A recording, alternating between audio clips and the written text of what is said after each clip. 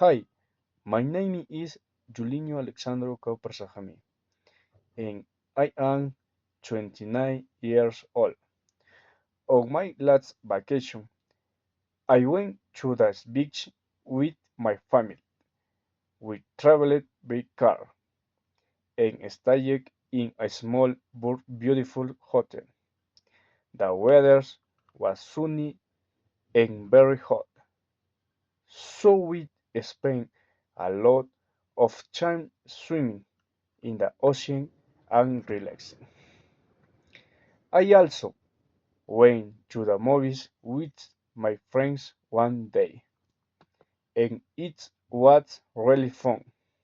We ate delicious food and tried new dishes because we wanted to experience something different.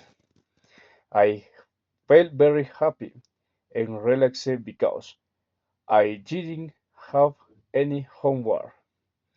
This semester I am going to study harder because I want to get good grades. I am going to have three courses, and one of them is online. And I also going to organize my time better and do my homework on time.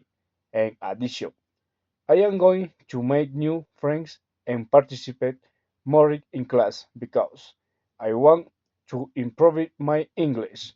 Thank you.